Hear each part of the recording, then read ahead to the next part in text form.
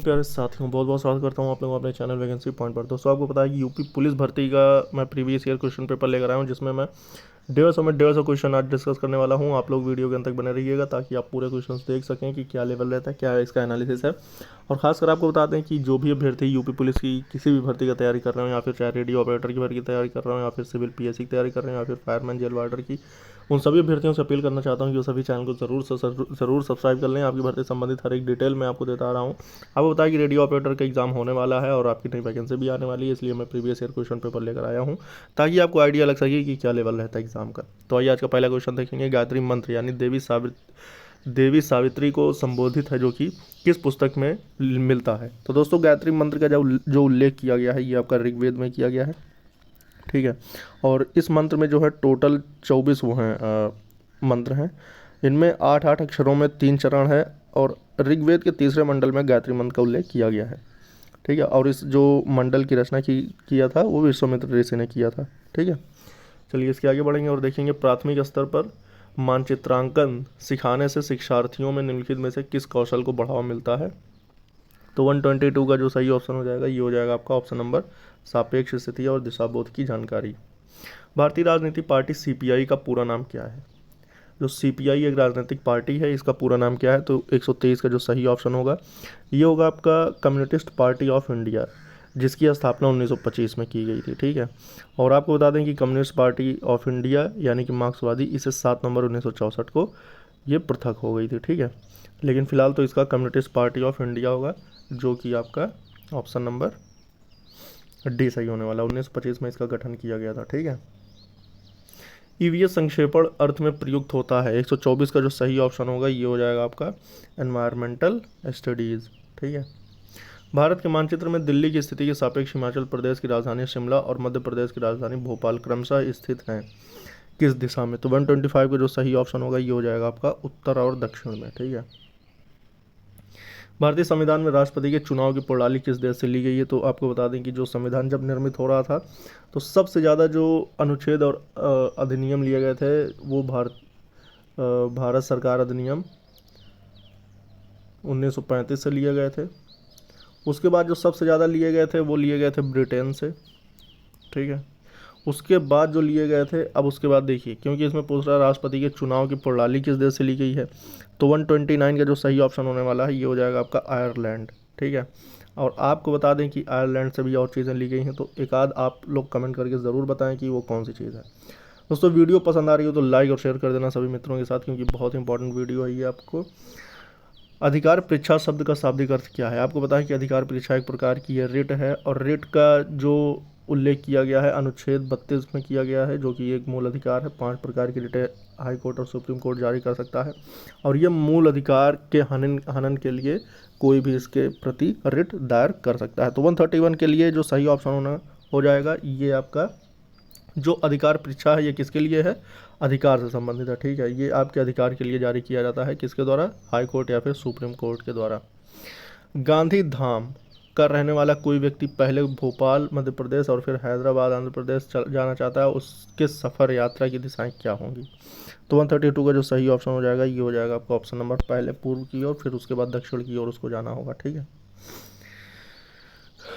फिर उसके बाद देखेंगे यहाँ पर क्या कह रहा है कि किस तरह की फसल बार बार उगाने और बहुत से रसायनों को प्रयोग करने से मृदा क्या हो जाती है।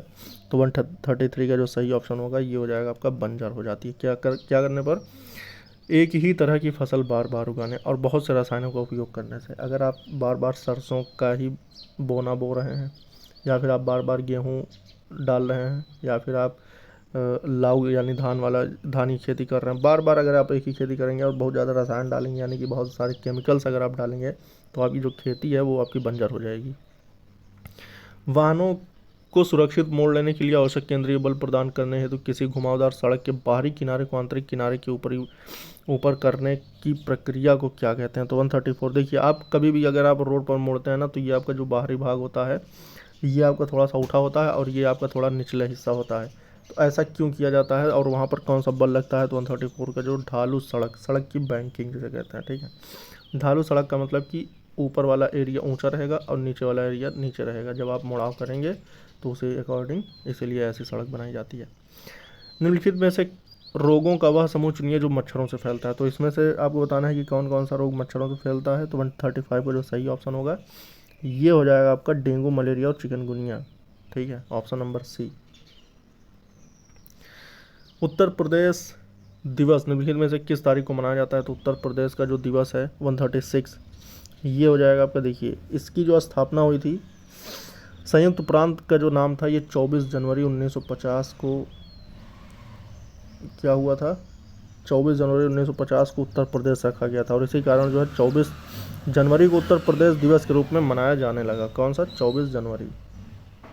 भारत में राष्ट्रीय उपभोक्ता दिवस किस दिवस कब मनाया जाता है। तो 137 का जो सही ऑप्शन होगा ये हो जाएगा 24 दिसंबर। मनुष्यों में अग्र चर्वणक दांतों के साथ अनुपात क्या होता है। अग्र चर्वणक का दांतों का चर्वणक से क्या अनुपात होता है। तो 38 का जो सही ऑप्शन होगा, तो इसका जो सही ऑप्शन होने वाला है ये हो जाएगा आपका ऑप्शन नंबर 2:3। मूक घाटी यानी साइलेंट वैली कहाँ है। तो ये बहुत ही प्रचलित क्वेश्चन रहा था, ये तो केरल में है, सभी इसको जानते हैं। पंचायती राज व्यवस्था के तहत ग्राम सभा के सदस्य कौन होते हैं। तो अगर पंचायती राज देखी जाए तो उसमें जो ग्राम सभा के सदस्य होंगे वो कौन से होंगे। तो गांव के सभी सदस्य होंगे या फिर गांव के सभी सदस्य जिनकी आयु 16 वर्ष से अधिक है। पंचायत क्षेत्र के में मतदाता के रूप में पंजीकृत सभी वयस्क सदस्य या फिर पंचायत क्षेत्र की महिलाओं को छोड़कर गांव के सभी सदस्य। तो 140 का जो सही ऑप्शन होगा ये हो जाएगा आपका ऑप्शन नंबर सी। पंचायत क्षेत्र में मतदाता के रूप में पंजीकृत सभी वयस्क सदस्य जो होंगे पंचायती राज व्यवस्था के तहत ग्राम सभा के सदस्य होते हैं। ठीक है। एक किसान दानों को भूसे से अलग करना चाहता है, जिस प्रक्रिया से वह किया जा सकता है वो क्या कहलाएगी। 141 का जो सही ऑप्शन होगा ये हो जाएगा आपका निष्पावन। किस समिति के कार्य ने पूरे देश में पंचायती राज संस्थाओं के प्रारंभ के लिए मंच स्थापित किया था। तो ये कौन सी थी। 142 का जो सही ऑप्शन होगा ये हो जाएगा बलवंत राय मेहता समिति। आपको बताया कि सबसे पहले पंचायती राज कहाँ शुरू की गई थी। तो ये आपका राजस्थान में शुरू हुआ था और जिसको शुरू किया था किसने, पंडित जवाहरलाल नेहरू ने। ठीक है, और किसकी संस्तुति पर, बलवंत राय मेहता समिति की। मुरादाबाद किसके लिए फेमस है, जो कि उत्तर प्रदेश का एक शहर है। तो 143 का जो सही ऑप्शन होगा ये हो जाएगा आपका धातु की कला कृतियों के लिए मुरादाबाद फेमस है। चलिए आगे बढ़ें। अच्छा, यहाँ पर दो बड़े यूट्यूबर भी हैं, आपको पता है, अगर आप लोग कमेंट करके ज़रूर बताइएगा। राउंड टू हेल और दूसरा है TRT, टॉप रियल टीम, बहुत कॉमेडी करते हैं भाई। उत्तर प्रदेश में प्रमुख रेल इंजन संयंत्र कहाँ स्थित है। तो 144 का जो सही ऑप्शन होगा ऑप्शन नंबर सी हो जाएगा मुगलसराय क्षेत्र में। निम्नलिखित में से उस विटामिन की कमी से हुए विकार का चयन करें जिसमें मुंह, गले, पैर के निचले हिस्से एवं पैर के पंजों में लाल रंग के धब्बे उत्पन्न होते हैं। तो 145 का जो सही ऑप्शन होगा ये हो जाएगा आपका ऑप्शन नंबर पेलाग्रा। कोई पक्षी पेड़ की ऊंची डाल पर अपना घोंसला बनाता है, यह पक्षी कौन सा हो सकता है। तो 146 का जो सही ऑप्शन होगा ये होगा कौआ। ऊंची डाल पर जो घोंसला बनाता है वो कौआ होता है। कुछ जानवर रात में जागते हैं, ये जानवर हर चीज़ को जिन रंगों में देखते हैं वो है। 147 का जो सही ऑप्शन होगा काला और सफ़ेद। जो रात में जगते हैं उनको सिर्फ काला और सफ़ेद दिखता है। ये वाला क्वेश्चन हम छोड़ेंगे, इसके आगे बढ़ेंगे। चलिए दोस्तों, अब आपका मैथ का क्वेश्चन आ गया है। दोस्तों आप लोग वीडियो अगर आप लोगों को पसंद आ रही हो तो ज़रूर से ज़रूर लाइक और शेयर कर देना और चैनल को ज़रूर सब्सक्राइब कर लेना, क्योंकि आपको पता है कि बहुत इंपॉर्टेंट वीडियो है जो कि आपके एग्ज़ाम के लेवल के एग्ज़ाम में अब ये चीज़ें रिपीट भी हो सकती हैं, क्योंकि बहुत सारे क्वेश्चन देखे जाते हैं कि रिपीट होते हैं। चलिए आज का पहला क्वेश्चन देखेंगे मैथ का। 3 क्रमागत धनात्मक संख्याओं के वर्गों का योग 365 है, तदनुसार उन संख्याओं का योग कितना होगा। दोस्तों ये बहुत ही आसान क्वेश्चन है, आप इसको लिख सकते हैं 3 क्रमागत संख्या यानी x-1, x और x+1। इसको मैंने इसलिए इस तरह लिखा है ताकि बहुत शॉर्ट किया जा सके, नहीं तो अगर आप x+1 या फिर पहले x लेते फिर x+1 x+2 तो ना थोड़ा तब भी कटने पिटने का चांस कम रहता है। इसमें आपकी बहुत सारी चीज़ें कट पिट भी जाएंगी, तो आप इन सब का स्क्वायर करें। ठीक, इन सब का अगर आप स्क्वायर करेंगे, क्योंकि इनके वर्गों का अब उसके बाद इनके वर्गों का योग जो है वो किसके बराबर है, 365 के बराबर है। तो 365, अब उसके बाद इसको आप सॉल्व करिए, x-1 का होल स्क्वायर फिर x+1 का होल स्क्वायर, इसमें बहुत सारी चीज़ें कट जाएंगी। फाइनली जो बचने वाला है वो आपका ऐसा कुछ आएगा कि आप जब इनका योग करेंगे तो x की वैल्यू आपकी 11 आ जाएगी। x-1 हमने माना था तो ये 10 हो जाएगा, x की वैल्यू 11 आ जाएगी। फिर उसके बाद x+1 का मतलब कि 12 आ जाएगी। अब इन सब का योग कर लें तो 10 11 21, 21 12 33। ठीक, ऑप्शन नंबर 20 का बिल्कुल सही ऑप्शन हो जाएगा। ठीक है, चलिए आगे बढ़ेंगे। अब उसके बाद कह रहा है 187/493 की समतुल्य भिन्न कौन सी है, मतलब इसको काट पीट करके जो भी इसके बराबर में आए वो इसका सही आंसर हो जाएगा। तो आप जानते हैं कि 187 को हम और क्या लिख सकते हैं, 11/17 लिख सकते हैं। ठीक, और 493 क्या लिख सकते हैं, 29/17 लिख सकते हैं। तो 17 से 17 खत्म हो गया, 11/29 बचा। तो 11/29 का ऑप्शन कौन सा है, तो ये है आपका ऑप्शन नंबर डी। समायरा को एक मेज पोस्ट बनाने के लिए 100 मीटर कपड़ा चाहिए, तो ऐसे में 3 मेज पोस्टों के लिए कुल कितने मीटर कपड़े की आवश्यकता पड़ेगी। 93 का अगर हम देखें तो 93 में कह रहा है कि 100 मीटर का मतलब होता है 1 सही 1/4 मीटर। ठीक, अब उसके बाद अगर हम इसको सॉल्व करते हैं तो फाइनली हम पाएंगे 3, देखिए 1.25 मीटर या फिर 5/4 मीटर कपड़ों की आवश्यकता होती है, तो एक मेज पोस्ट बनता है। ठीक, इतने में एक मेज पोस्ट ये बना पाएंगी। तो 3 मेज पोस्टों के लिए तो 3 से गुणा कर दो, 3 सही 4 कम 4 5/4, तो 5 3 15/4। 15/4 को हम क्या लिख सकते हैं, 3 सही 3/4, 4 3 12 3 15 मीटर। 3 सही 3/4 यानी ऑप्शन नंबर डी बिल्कुल सही हो जाएगा। एक कक्षा में, अब ये देखिए बहुत इंपॉर्टेंट क्वेश्चन आ गया। ऐसे क्वेश्चन करने में अभ्यर्थी जो है परेशान हो जाते हैं। 94 क्वेश्चन अगर देखें तो इसको अगर हम सॉल्व करना चाहें तो इसमें कह रहा है कक्षा में 75% अंग्रेजी में, 60% गणित में उत्तीर्ण होते हैं और 20% दोनों विषयों में अनुत्तीर्ण होते हैं। ठीक है, यहाँ पर ध्यान देना, उत्तीर्ण प्रतिशत क्या है। तो हम इसके लिए ये करेंगे, देखिए उत्तीर्ण प्रतिशत अगर हम पहले निकालें तो 100 में से देखिए क्या कह रहा है कि 75%, 60% और गणित में 20। एक कक्षा में टोटल कितने हैं, 75% अंग्रेजी में, 60% गणित में उत्तीर्ण होते हैं और 20% दोनों विषयों में अनुत्तीर्ण होते हैं। तो अगर हम इसको सॉल्व करने की कोशिश करेंगे तो इसका आ जाएगा 5 20 + 20। ठीक है, तो टोटल जो उत्तीर्ण प्रतिशत निकल के आएगा वो होगा 55%। ठीक, टोटल उत्तीर्ण परसेंट है ये।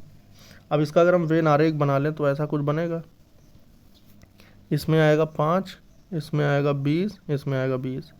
अब उसके बाद ये आपका अंग्रेजी हो जाएगा, ये आपका गणित हो जाएगा और ये जो आपका अनुत्तीर्ण प्रतिशत बनेगा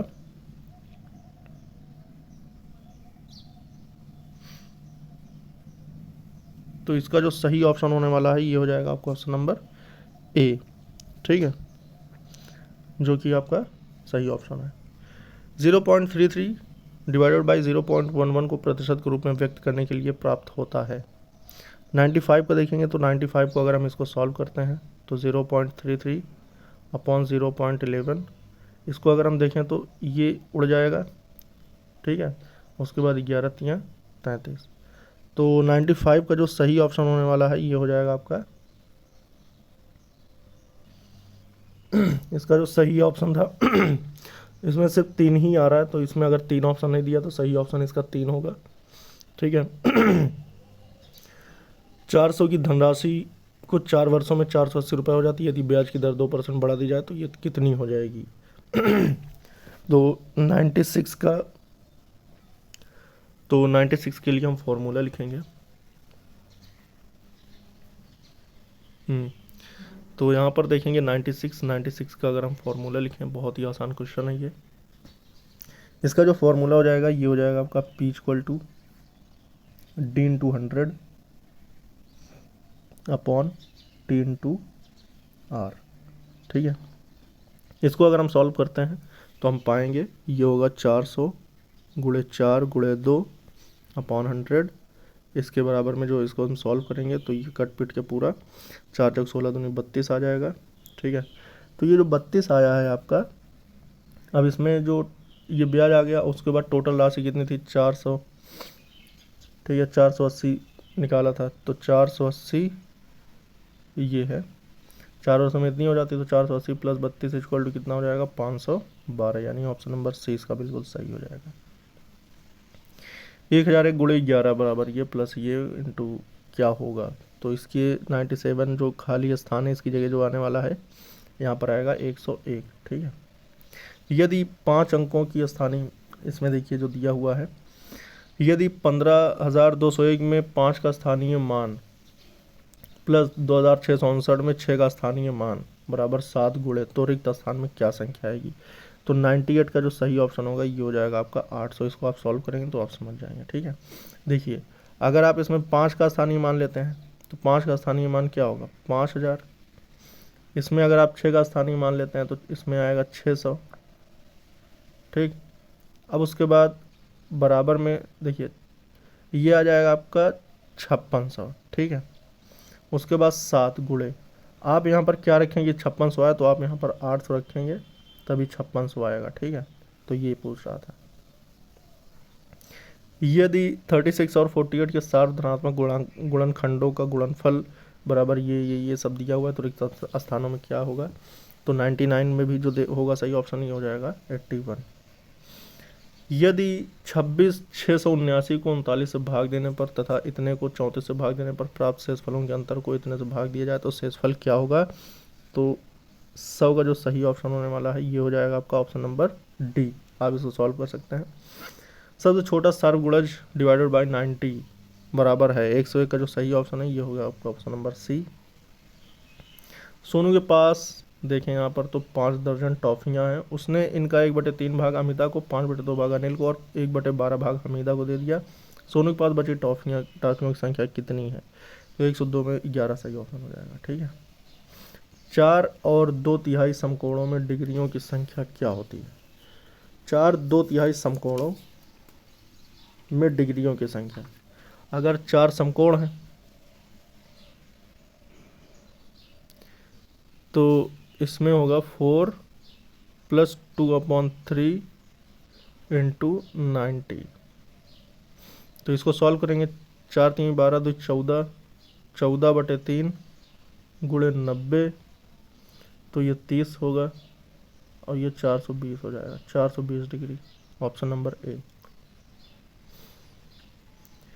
एक ही माप की 23 बोतलों में 51 लीटर और 750 मिलीलीटर दूध भरा जाता है। ऐसी 16 बोतलों में दूध की मात्रा कितनी होगी। तो 104 का जो सही ऑप्शन होगा ये हो जाएगा 36 लीटर। किसी मानचित्र पर 1/2 सेंटीमीटर की दूरी भूमि पर 200 किलोमीटर की दूरी को निरूपित करती है। यदि भूमि पर 2 नगर 1800 किलोमीटर की दूरी पर स्थित है तो मानचित्र पर उनकी दूरी क्या होगी। तो 105 का जो सही ऑप्शन होगा 4.5 सेंटीमीटर।